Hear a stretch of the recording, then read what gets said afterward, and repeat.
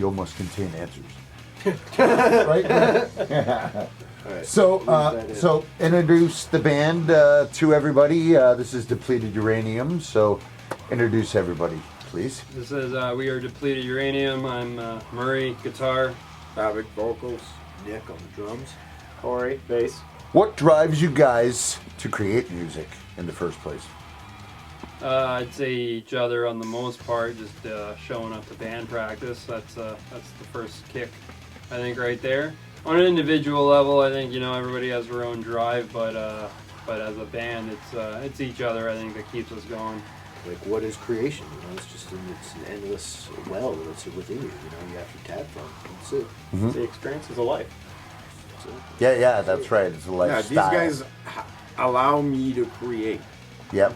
Yeah, And vice versa. And we all empower one another to create. Good one. Yeah, good one. That's what we do. It's better than Sunday football. In terms of creation, we write the music that we write. We don't necessarily classify it as anything. It's just what we write. Right. We don't create that because we think it's the best kind of music. We just create it because that's our Yeah, outlet. that's what happens when we That's get what comes together. out. It's just our Right. outlet. Exactly. Did you bring that energy in the drums and that helped bring that out? Yeah, that's why it's more exciting, the performative aspect. You get to enjoy exerting that kind of energy and pushing yourself. Yeah. Performing and trying to perfect it. Testing your self-ability. It's like, what's right. the limit till you Yeah. push it? Yeah. Exactly. Is that what got you going too, Corey? I got into metal and punk from Murray a long, long time ago, and it's Right, always so Murray's been getting everyone addicted to things, I see. Yeah, Yeah, that's yeah. great. I got, what do you need? Good thing. 25 years running. You got me addicted to that. Very cool. And then you caught the bug and you just never stopped. Yeah. Origins, I would say, is more like power violence oriented with the whole punk rock blast beat sort of thing. Gotcha. And our newer album is definitely more math oriented. I think it's just going to Right. evolve into whatever we create after this, I mean... So you can fit into multiple categories, really. Yeah, well, I don't think it's like that. It's more like we are who we are. We're not straining to fit in anywhere. That was our original goal, was to not fit in. And, Right. I think we've done that beautifully. Yeah. And, but at the end of the day, it's like we're still here. We're still making music. So, we do take what we do seriously, even if other people don't. But at the end of the day, we're not going to stop making music probably for a long time. So Coolness. it's just moving onwards and upwards. Where does the band name come from? Is a good question. So the band name stems from the idea Depleted of uranium. What is depleted uranium? Where does it come from? What is it? It's a heavy metal. It's a toxic metal. It'll kill you. And just the idea of it existing is part of the whole, I guess, embodiment of it, of just like something is wrong. It came out at a time when we were going through some changes as a band, and it was just a coincidence that Babak mentioned it during a band practice. Well, I had it written down on a piece of paper at home on a list of possible band names, so it needed to fit.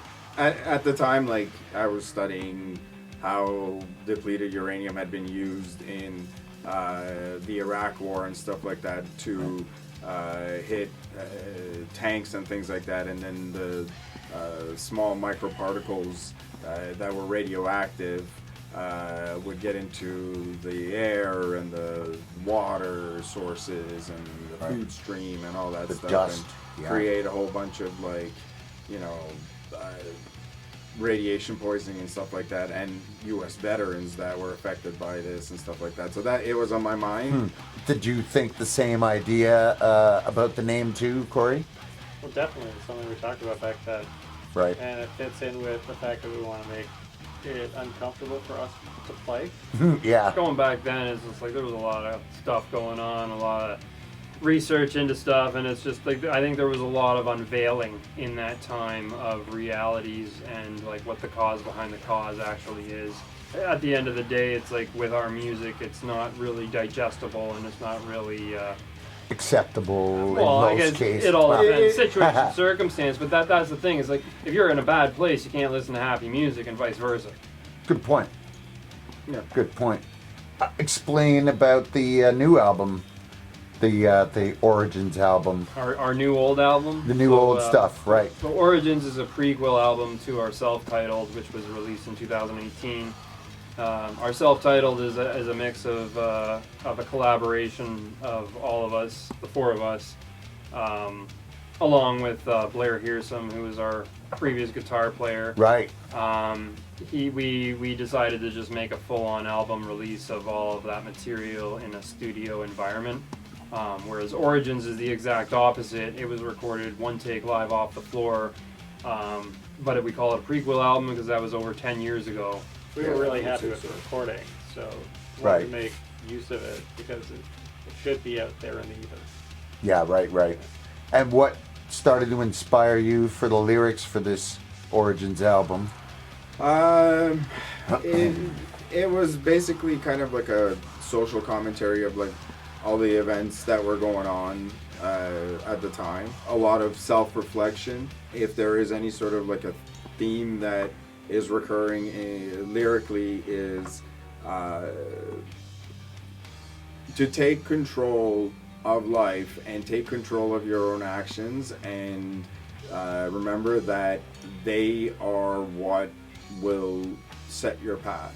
You can't just sit there and let life fix itself. You're going to have to do something to fix it if you find that things are problematic. You can't just sit there and wait for it to change, for its change by itself. You are going to have to be the change that you want. It's just kind of like a social commentary of what was going on, sprinkled with, you know, messages of take control of your own life. And does any of the other guys contribute to the He did a vocals lot at of- all, the lyrics? he did Yeah, a lot on the of, first album, like Babak and I kind of Right, a lot of back and there forth was a lot of like vocals on Babak this album. had like the meat and potatoes for the whole thing, but a lot of the parts, like all my parts, I either like doubled up or wrote my own thing.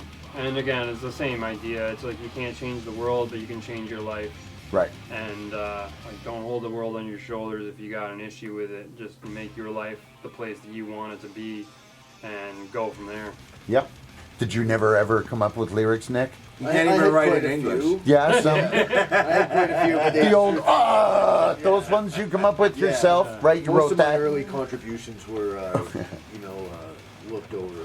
Well, what's the story behind this album cover artwork? Well, I guess our album artwork. I think Nick can take that one over. Yeah, that was it was the Dead Raccoon. We knew ever so fondly from Encore Music, the jam spot we first really started at. We were regulars at. And it was an old music studio at Danforth in Danforth. Toronto, Right Ontario. there. Yeah, There you Toronto, go. Ontario. High, Yeah, high, exactly. high quality. Mold for soundproofing. Yeah, very moldy, very decrepit. It was eventually condemned and then torn down. A guy actually died in our jam room there. Yeah. The guy had a heart attack in our Yeah. jam room like Rest a in week peace after to we that first guy. played there. And is there any new albums that caught your ears lately? Yeah, there's this awesome band called Pupil Slicer out there. and they're- Pupil They're Slicer. absolutely phenomenal. Mark that down to let your mom listen to. I don't know who's into hip hop, but listen to the new Wiki album. Obviously, Half God. It's a fucking banger. It's a Wicked. classic, yeah. Really cool. Frontierer, definitely. They just came out with a new album. They're also incredible. Tell us about your local music scene. Well, right now Again. it's dead. Yeah. It's absolutely dead due to the local pandemic. I guess our local music scene in this building used to be a lot better. This is what I like to call Camp Bigelow. Which right. used to be a band rehearsal space, but all the bands ended up moving out. Now they got a bunch of tweakers in the building, which makes it Not all of them. Exception of The whole bottom floor. we definitely miss playing and miss like a lot of the bands that we used to play with, but at the end of the day, it is what it is, and hopefully everybody perseveres through it. A couple of shout outs to bands. Battle Bear is an awesome band. Battle Bear. Yeah, out east of Toronto. Cool. Goreworm, obviously, Hamilton. So tell us the future plans for Depleted Uranium in the music world. I'd say our future plan is just to keep moving forward as we do, one step at a time. We we all got lives, we all got careers, we all got families and such, and this guy's the only one with kids, but But, you know, Two. we've been going this long and we're not really going to be stopping anytime soon. So we are definitely going to be working on some new material and hopefully have something available sometime in the near 5 to 10 years. We also have a album release on the January 28th. Our single Alpha Particles is currently available for streaming and download on all of the known platforms. We're making a video for it. Yeah, we got 2 Very videos cool. coming up for Alpha Particles, and Beta Particles is our second single coming out shortly. We will have 2 videos for that coming out in February. The release is in January, my mistake. Look for the album January 28th, you know, hit us up. Right. Merchandise, you know, exclusive merch. Freebies, If you're looking live for videos. some beautiful music, look for the album with the dead raccoon and a Yep. cigarette in its hand. Yeah. Right, yep, very calming. The CD Soothing. also features a bonus track. So if you're a CD collector and you actually still have one of those like motorized ancient laser systems, then Right. hit us up for a CD. You know, you don't get what you don't ask for. You can find us at the checkout at Food Basics. That's right. Yeah. With the with the merch desk. Yeah. That's right. At the, You'll see it there in the bin. so tell us, why does metal rule? Does And if you Well, don't ask think it this, does, why are you rule? playing? What makes you play? See, I think metal rules. I metal rocked my youth, and metal. I'm just like, that's the energy, that's the power, that's everything. That's the extreme of just pushing it. Problem is with metal is that there's a million different subgenres, and you'll have metalheads arguing against metalheads about what Sure. metal is. But So many. My whole idea is just keep it loud, keep it heavy, keep it fast, and if you go with that, then you're good to go. All the interest out there, like again, it's just what the style of music that comes out with the 4 of us together. Right. I also think right. it's just like any genre. It's like once you dig deep enough, you got the good, the bad, and the ugly, and that all comes down to your own personal interpretation of it. I think depending on the mood you're in or the mood I'm in, there's different types of music that I want to listen to. I'm always open to hearing new things in any genre of music. Mention your names, Murray, guitar. right? Babak, vocals. Nick on the drums. Corey bass. And this has been Depleted Uranium, and this is Big Red interviewing everybody. See you soon.